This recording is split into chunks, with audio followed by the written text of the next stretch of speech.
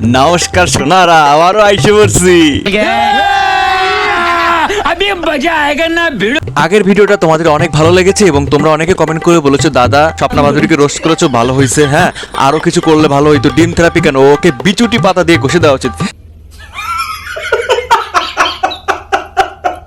না না না না না না, কিন্তু ভাই একজনের তো খুব খারাপ লাগছে, এক দাদুর কিন্তু চরম খারাপ লাগছে। যে গুন্ডা বাহিনী স্বপ্না বাহাদুরির গায়ে আঘাত মারতে গেছে এবং তার স্বামীকে মেরেছে এবং ওকে নানা রকম ভাবে টর্চার করেছে, একটা একটা করে গুনে নেওয়া হবে তাদের। কিভাবে টর্চার করেছে এটা আমরা গুনে নেব, হিসাব দেখিয়ে দেবো কত বড় শয়তান। তাতে আমার বাল ছেঁড়া গেল। তিনি কিন্তু প্রতিবাদ করছে, একটা প্রোটেস্ট ভিডিও বানাইছে যে কেন স্বপ্না মাধুরীকে ডিম থেরাপি করা হয়েছে, কেন কেন ভাই। দেখো আগে ভিডিওটা। কিন্তু যে গুন্ডা বাহিনী স্বপ্না বাহাদুরির গায়ে আঘাত মারতে গেছে এবং তার স্বামীকে মেরেছে এবং ওকে নানা রকম ভাবে টর্চার করেছে, একটা একটা করে গুনে নেওয়া হবে তাদের, একটা একটা করে তাদের গুনে নেওয়া হবে। अच्छा जी, ऐसा है क्या? जज़ाकल्लाह, थैंक यू सो मच। যেভাবে টর্চার করেছে এটা আমরা গুনে নেব, হিসাব দেখিয়ে দেবো কত বড় শয়তান। আর সনাতনী শেখাচ্ছ, রাতারাতি সনাতনী হয়ে গেল। স্বপ্না ভাদুরী নিজে তো একটা হিন্দু সনাতনী পরিবারের মহিলা।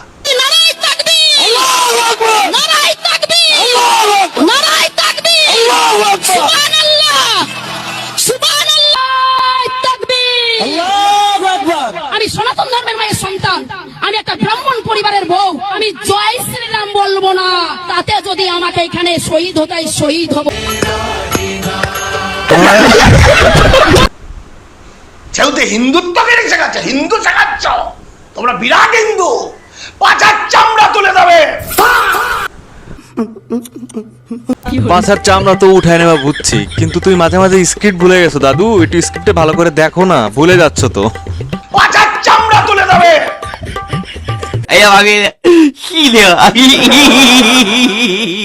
আর দাদু তোমাকে আর একটা কথা বলি, তুমি যে এত স্বপ্না মাধুরীর প্রোটেস্ট করে একটা ভিডিও তৈরি করে দিয়েছো অনলাইনে, হ্যাঁ আমি জানি না তোমার নাম কি, আর আসলে তুমি কে, তোমার পরিচয় কি আমি জানি না, কিচ্ছু জানি না। তবে আমি একটা কথা বলি, আর্জি করে যে ঘটনা হয়েছিল, অভয়ের সাথে যে নির্মম অত্যাচার হয়েছিল, পরে তারা যেভাবে যা করলো, সবাই আন্দোলন করছে, তখন তুমি কোথায় ছিলা? তুমি কোনো প্রোটেস্ট ভিডিও ছাড়লা না অনলাইনে, তুমি তখন কোথায় লুকাইছিলা? তখন কি তোমার পদে পদ্মফুল ফোটে নাই? এখন তুমি যা তা বলতেছো। আর আমি তো মনে করি ওকে ডিম থেরাপি কেন, ওরা আরো উচিত শিক্ষা দেওয়া উচিত ছিল। কারণ তুমি দেখো আগের ভিডিওগুলো ও কি কি করেছে, প্রধানমন্ত্রী নিয়ে কত খারাপ কথা বলছে। শুভেন্দু অধিকারীর একটুখানি ওই জামা প্যান্ট খুলে একটু বিসুটির পাতা লাগিয়ে একটুখানি খোলা ময়দানা ছেড়ে দিন, সব চুলকানি বেরিয়ে যাবে। জান, আমি আর কিছু বলবো না। শুভেন্দু অধিকারী ভালো করে জানে যে বাংলার মানুষ এই শুভেন্দু অধিকারীকে 4 হাত পা দড়ি দিয়ে বেঁধে, ও তো বলেছে রাস্তায় ফেলবে মুসলিম এমএলএদেরকে, হাত পা দড়ি দিয়ে বেঁধে জঙ্গলে ফেলে আসবে। আচ্ছা, हमको सिखा रिया है। ডিম থেরাপি ভয় পাই না, কারণ স্বপ্না ভাদুরী না কবি ঝুঁকেগা না কবি ঝুঁকেগা।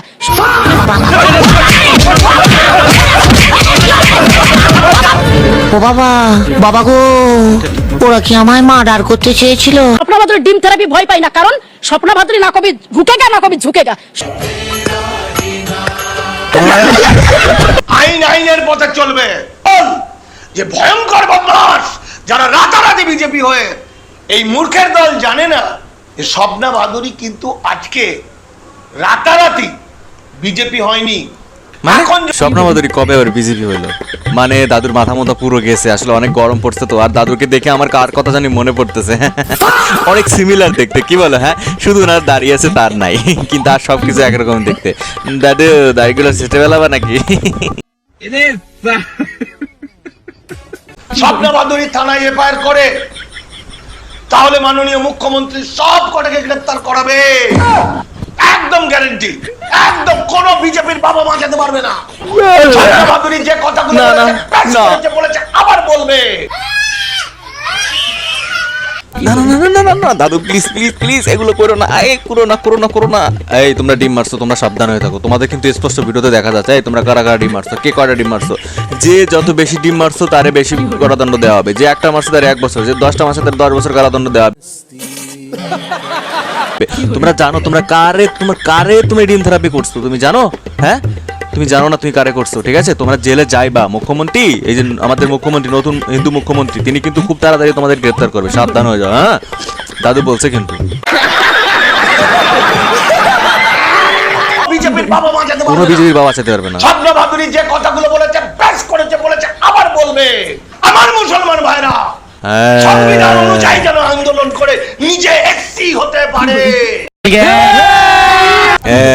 এবার বুঝতে পারছি যে তার কেন জ্বলে। হ্যাঁ রে ভাই, রে ভাই, ঠিক আছে, এবার বুঝছি যে কেন জ্বলে।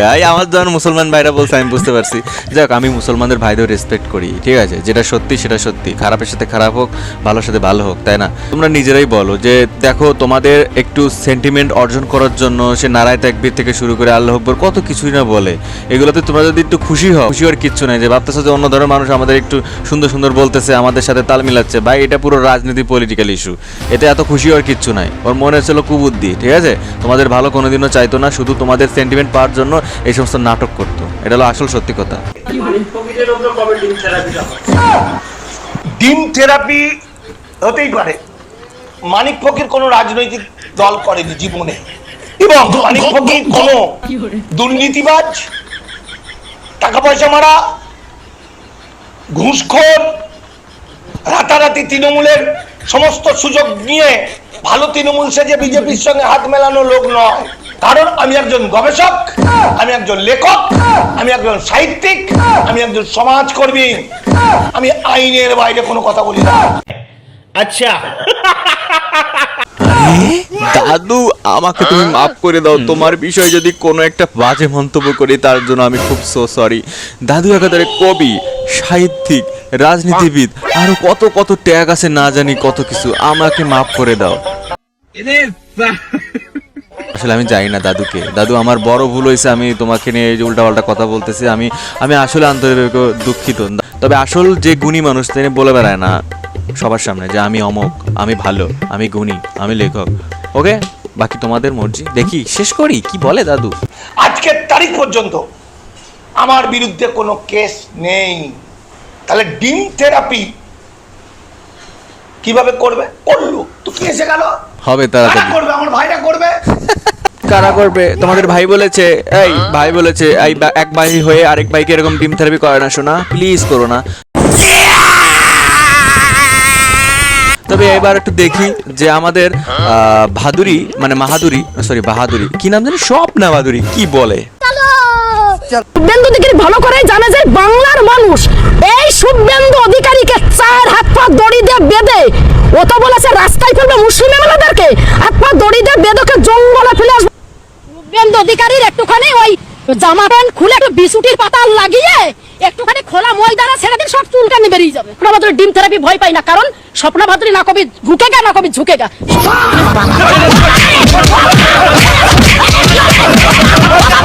ও বাবা, বাবা গো, ওরা কি আমায় মার্ডার করতে চেয়েছিল? স্বপ্না ভাদুরী ডিম থেরাপি ভয় পাই না, কারণ স্বপ্না ভাদুরী না কবি ঝুঁকেগা না কবি ঝুঁকেগা। এর জন্য কিন্তু দায়ী যে 56 ইঞ্চির প্রধানমন্ত্রী গদিতে বসে মানুষের রক্ত চুষে খাচ্ছে 138 কোটি জনগণের, আবার ভারত মায়ের সন্তানদের। এরা হচ্ছে সবথেকে বড় অপরাধী। নারায়ে তাকবীর, নারায়ে তাকবীর, নারায়ে তাকবীর, সুবহানাল্লাহ, সুবহানাল্লাহ, তাকবীর, আল্লাহু আকবার। আমি সনাতন ধর্মের মায়ের সন্তান, আমি একটা ব্রাহ্মণ পরিবারের বউ, আমি জয় শ্রীরাম বলবো না, তাতে যদি আমাকে এখানে শহীদ হতে হয় শহীদ হব। দেখেছো, তিনি হিন্দু, তিনি সব কিছু বলতে পারে। অন্য ধর্মের কি বলে, যে নামে ডাকে আল্লাহকে, সেটাও বলতে পারবে, কিন্তু তিনি জয় শ্রীরাম বলতে পারবে না। তিনি আবার ব্রাহ্মণ ঘরের বউ, ব্রাহ্মণ, এবং তিনি হিন্দু হয়েও তিনি তা বলতে পারবেন না। চিন্তা করো, অথচ তিনি অন্য ধর্মকে সম্মান করে। প্রথম কথা ভাই, যে নিজের ধর্মকে সম্মান করতে জানে না, তিনি অন্য ধর্মের সম্মান কি করে করবে? আর আমি মুসলমান ভাইদের তোমাদের বলতে, তোমরা এত খুশি হওয়ার কোনো কারণ নাই। সে হচ্ছে আসলে একটা শয়তান মহিলা, ডাইনি মহিলা, ঠিক আছে? এই বারানি সব জায়গায় এরকম ইচ্ছা করে করে গাল ফলা বক্তব্য দেয়, ঠিক আছে? মনে হয় যেমন মাহফিল করতেছে, চিল্লা পাল্লা, এটা মহিলা। হ্যাঁ। আর এই দাদু কি বললো যে তার সাথে খারাপ কাজ হয়েছে। তিনি দেখো প্রধানমন্ত্রী হিসেবে খারাপ কথা বলতেছে, নিজের ধর্মের প্রতি অসম্মান সম্মান দেখাচ্ছে, অথচ তাকে কিছু বলে তাতে তোমার একদম এরা একটা কথাই জানে যে জয় শ্রীরাম বললে সে সব থেকে দেশভক্ত, জয় শ্রীরাম বলে সে সব থেকে বড় হিন্দু, জয় শ্রীরাম বলে পরে সে সব থেকে ভালো। এটা সব থেকে ভুল ধারণা। দেখুন যদি আরে প্রভু রামচন্দ্রজিকে তো আমরাও তো সম্মান করি, আমরাও তো পুজো করি, কিন্তু আমরা কখনোর জন্য ওই নকল রাম ভক্তগিরি আমরা হনুমান ভক্ত। তো একটু আগে একটা ভিডিওতে কি বললো যে আমি মরে গেলেও লাশ পড়ে গেলেও আমি কখনো শ্রীরামের নাম আমার মুখ থেকে উচ্চারণ করবো না। আমি সনাতন ধর্মের মায়ের সন্তান, আমি একটা ব্রাহ্মণ পরিবারের বউ, আমি জয় শ্রীরাম বলবো না, তাতে যদি আমাকে এখানে শহীদ হতে হয় শহীদ হব। তিনি সবকিছু উচ্চারণ করতে পারে। আচ্ছা তুই করিস না, তোর মুখে শ্রীরাম উচ্চারণ করলে না আমাদের শ্রীরামও অখুশি হবে, প্লিজ করিস না। আর যারা জয় শ্রীরামের নামে যারা হিন্দুবাদী কথা বলে এই দেশটাকে শেষ করে দিচ্ছে। আমাদের হিন্দুদের মধ্যে কিন্তু তিনটে সেক্টরে তুমি কোন সেক্টরে? তুমি তুমি কোন বর্ণের? প্রধানমন্ত্রী গদিতে বসে মানুষের রক্ত চুষে খাচ্ছে 138 কোটি জনগণের আবার ভারত মায়ের সন্তানদের। নারাই তাকবীর। আপনার লজ্জা লাগতো না যখন সোশ্যাল মিডিয়ায় হিন্দুদের গালাগালি করতো, তখন আপনাদের লজ্জা করতো না? আপনার যে ওনাকে স্ত্রী বলে চুলে স্ট্রাইক করতেছে কে? কি লাগছে চুলে? পরিচয় দিতে আপনার কি লজ্জা করতো? কেন উনি তো হিন্দুরা কই হইতে কই? আপনারও হিন্দু কইতে আছে আপনার, আপনি তো হিন্দু। খালি তো এক পাশ দেখা যাচ্ছে। গালাগালি করতো হিন্দুদের, তখন তো আপনার লজ্জা হওয়া দরকার। আমি সেটা জানতে চাইছি, কি আপনার গাড়িতে নরেন্দ্র মোদী পোস্টার কি করে? এ পিছনে ইস পিছনে তো লেগেছে।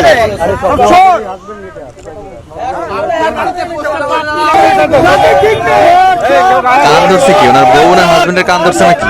ও না, ওটা হাত ধরছে, ও হাতে জামা শার্ট ধরে বসে, মনে হচ্ছে হাজবেন্ডের কান ধরছে। কেমন লাগে ভাই? ক্ষমতা সারা জীবন থাকে না।